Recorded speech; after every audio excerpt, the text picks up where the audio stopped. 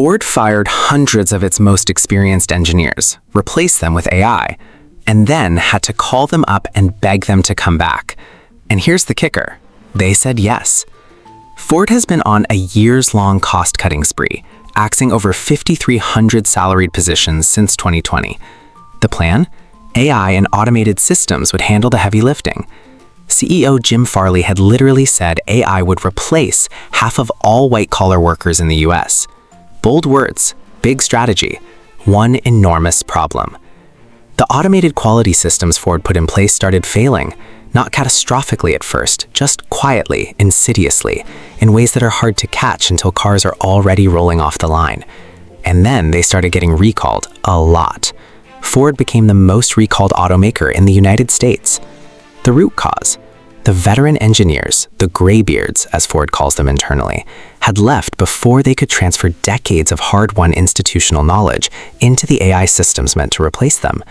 Without that data foundation, the AI wasn't catching problems, it was amplifying bad inputs. Ford's VP of Vehicle Hardware Engineering, Charles Poon, put it bluntly this week.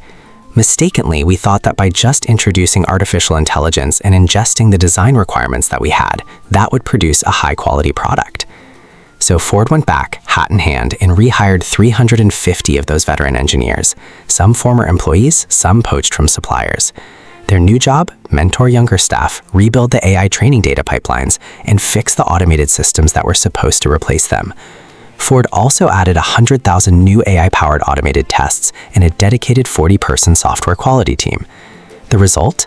Ford just topped J.D. Power's 2026 initial quality survey among mainstream brands, their first time at #1 in 16 years. CEO Farley says the move saved hundreds and hundreds of millions of dollars in warranty and recall costs. Here's what Ford's story actually tells us. AI without human expertise isn't a replacement, it's a liability. The AI was only ever going to be as good as the knowledge fed into it, and when you fire the people who have that knowledge before capturing it, you don't save money, you blow it. The real lesson isn't AI bad, it's that the people panicking about being replaced overnight might have more job security than their bosses think, especially if they take their expertise with them on the way out. Ford spent years betting against its own engineers. The engineers won. If that doesn't make you feel at least a little smug on a Monday morning, I don't know what will. Drop your thoughts below. Are humans always going to have the edge, or is this just a speed bump on the road to full automation? Like, subscribe, and I'll see you at midday with more tech news that matters.